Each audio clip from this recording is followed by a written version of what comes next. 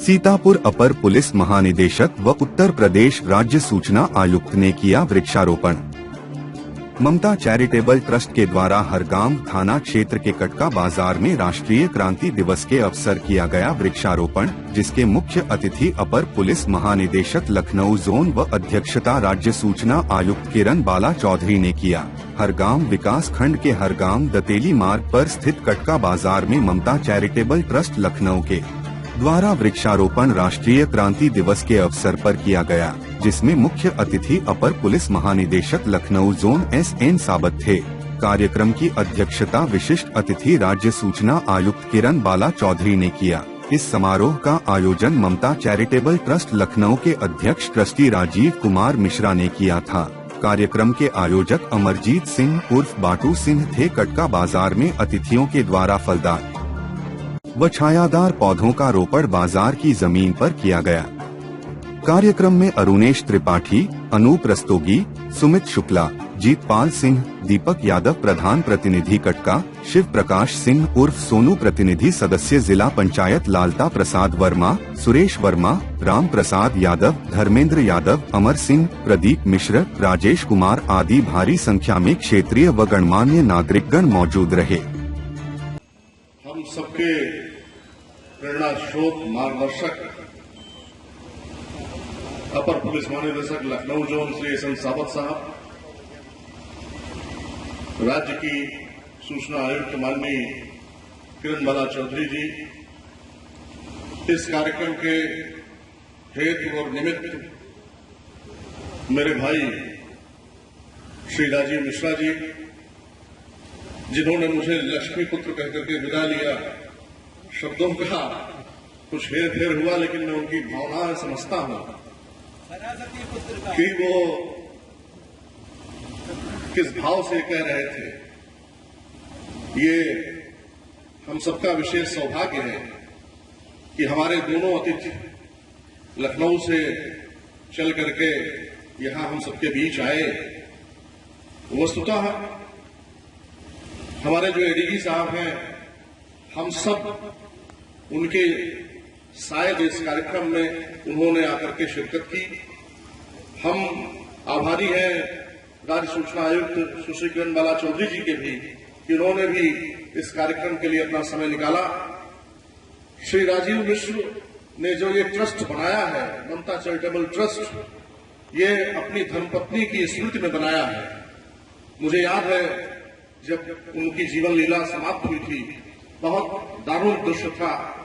PGI में जब वो भर्ती थी, कितने शुभेच्छुओं का, कितने शुभचिंतकों का तांता लगा रहता था। और आज अगर राजीव मिश्रा सफल भाव से कुछ कर पा रहे हैं, तो मैं इनकी उसी धर्मपत्नी को एक आदर्श प्रेरणा स्रोत के रूप में स्वीकारता हूं और मानता हूं कि यह एक पुण्य कार्य उनके कर्तव्यों से हो पा रहा है। ये उस महान आत्मा का यश है और उसके पीछे उनका बल है। परमात्मा उन्हें ऐसे ही कर्तव्य करते हुए सन्मान पर बढ़ने की प्रेरणा दे। दिनानुदिन उनके खाते में और यशोपलब्धियां आवे और उनका भावी जीवन परमात्मा की कृपा प्रभा से भाषित हो। मेरी यही प्रार्थना है ईश्वर से, यही अनुरोध है। मैं आपको सिर्फ इतना कहकर के विराम लूंगा, चूंकि हमारे जो माननीय मुख्य अतिथि महोदय हैं बहुत व्यस्त दिनचर्या में से समय निकाल करके यहाँ आए हैं।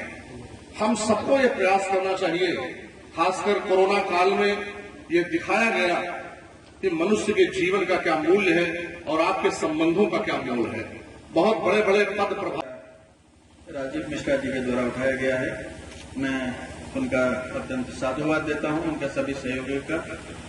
मंच पर उपस्थित हमारे सूचना आयुक्त महोदया श्रीमती किरण बाला चौधरी जी, श्री राजीव मिश्रा जी, हमारे अपर पुलिस अधीक्षक डॉक्टर राजीव दीक्षित जी तथा सभी उपस्थित हमारे देवियों, सज्जनों तथा प्यारे बच्चों, यहाँ पर उपस्थित सभी छायाकार बंधु, पर्यावरण को रक्षा करने के लिए एक बृहद वृक्षारोपण कार्यक्रम, ये किसी को अनजान नहीं है कि हम लोग वृक्षारोपण क्यों करते हैं। मुझे लगता है हम लोग सभी लोग जहाँ उपस्थित थे, सभी बच्चे, सभी लोग, सब लोग जानते हैं हम लोग वृक्षारोपण करते हैं क्यों है। लेकिन फिर भी उसको बताने की आवश्यकता बार बार पड़ती है, क्योंकि वो इस प्रकार एक महद उद्देश्य है जो बार बार कहने पर उसकी वैल्यू घटता नहीं है, बढ़ता है। और उससे हमारा पर्यावरण और प्रकृति के लिए हम लोगों का कुछ योगदान जो रहेगा वो निश्चित रूप से एक बहुत बड़ा एहसान इस जगह के लिए भी होता है और पूरी प्रकृति के लिए होता है। मैं आपको एक पहले छोटी सी कहानी बताना चाहता हूँ 2 मिनट के अंदर। बचपन में मैंने जो पढ़ा था, एक अत्यंत वृद्ध व्यक्ति, वो बहुत ही उम्रदराज थे, वो जाके अपने घर के आंगन के पास कुछ फलदार वृक्ष लगा रहे थे। ऐसे ही बारिश का मौसम था, वो लगा रहे थे अमरूद और आम, ये सब का जो है एक एक लगा रहे थे। अपने घर के जितना जगह होगा वहीं पे लगा रहे थे। उनका पोता वहां पे आया, उनको पोता आके कहा कि दादाजी ये किसके लिए लगा रहे हो? ये तो फल देने में, आप इसका फल कभी खा ही नहीं पाएंगे, तो फल देने में 5 साल लग जाएगा। तो उन्होंने कहा कि बेटा, अभी हमारे घर में जितना आम का पेड़ है तुम फल खाते हो, क्या तुमने लगाया था उसको? तुमने नहीं लगाया था ना, किसी और ने लगाया था, तभी तुम आज खा रहे हो। तो हम लोग वृक्षारोपण करने के समय ये बात तो ध्यान रखें कि हम लोग जो कर रहे हैं वो आने वाले समय के लिए भी, हमारे लिए भी महत्वपूर्ण है और आने वाले समय के लिए भी अत्यंत महत्वपूर्ण है। ये छोटी सी कहानी हमको ये बताता है कि ऐसा नहीं, इसमें लाभ हानि या तात्कालिक रूप से हम लोग नहीं देखते हैं, लेकिन हम लोग ऐसे परिस्थिति में है जो कि एक लाभ हानि हम लोगों ने स्वयं ही देख लिया है। ये जो कोरोना की महामारी आई है, कोरोना की महामारी वर्ष 2020 और 2021 में भारत में 2 बड़े वेव आए, और उसमें हम लोगों ने देखा, विशेष करके इस वर्ष देखा कि जो ऑक्सीजन कितना महत्वपूर्ण होता है, ये हम लोगों ने देख लिया। पहले तो सुने थे और पढ़े थे, जानते थे कि बहुत महत्वपूर्ण होता है ऑक्सीजन, जीने के लिए तो ऑक्सीजन चाहिए ही, लेकिन वो इतना महत्वपूर्ण होता है कि हम लोग इतना पैसा देने के बाद खरीदने को नहीं मिल रहा है, ये हमने शायद कभी नहीं सोचा था। हमने पहली बार सोचा कि इस प्रकार हमें, मतलब 5-5 लीटर ऑक्सीजन के लिए हमें 10-10 हजार रुपया देके हमें खरीदना पड़ेगा। उससे तो अच्छा होगा कि हम पीपल का पेड़ लगा दे, 500 टन का ऑक्सीजन दे रहा है सालाना, तो हम लोग ऐसा क्यों ना करें। तो इसी महत्व उद्देश्य के साथ हम लोगों को सोचना पड़ेगा आगे आने वाले समय में। ये एक जगह भी जो उन्होंने चुना है, एकदम खाली जगह है, जहाँ नया अभी आपका मार्केट बन रहा है इस गांव में, सुंदर सा है, बहुत छोटा सा है लेकिन बहुत बढ़िया है। तो इतना जगह में मैं ये, अगर आप लोग इसको थोड़ा सा ध्यान दे देंगे, 2-3 साल विशेष करके, जब पेड़ छोटे होते हैं उनको 2-3 साल अगर बच गए तो उसके बाद अपने आप पेड़ सक्षम हो जाता है। तो अब 10 साल बाद आप सोच सकते हैं ये कितना जो है, यहाँ पे चारों तरफ पेड़ पौधे होंगे, कितना सुंदर जगह रहेगा, यहाँ पे अपना मार्केट चल रहा होगा, उस समय कोरोना भी नहीं होगा, लेकिन आप इसका आनंद ले सकते हैं। तो ये हम लोगों को, हर आदमी को सोचना है कि हम लोग पर्यावरण को कैसे बेहतर करेंगे। आपको एक छोटा सा मैं स्टैटिस्टिक्स बताना चाहता हूँ संख्या के हिसाब से। हमारे वायुमंडल में जितने ऑक्सीजन है, आप जानते हैं कि उस ऑक्सीजन का सिर्फ 2% जितना ऑक्सीजन है उसका सिर्फ 2% पेड़ के छोड़कर अन्य किसी स्रोत से आते हैं। अर्थात 98% ऑक्सीजन जो हमारे वायुमंडल में है वो पेड़ से ही आते हैं, पहली बात। और उसमें वैसे आप जानते हैं लगभग दुनिया का जो हमारा भूमंडल है, उसके जो दुनिया है का पूरा 3/4 हमारा जो है पानी में है, तो पानी के अंदर भी पेड़ होता है, तो उसमें से 70% ऑक्सीजन रिलीज होता है। 28% ऑक्सीजन जो है, ये सब जो हम लोग लगाते हैं या जो हमारे प्रकृति ने दे रखा है, इसमें से 28% ऑक्सीजन रिलीज होता है। शेष 98% हो गया ना, शेष 2% आप कितने फैक्ट्री, कितने कुछ, कितना जो भी और स्रोत है, उसी सभी स्रोत से मिलकर कुल 2% और निकलता है।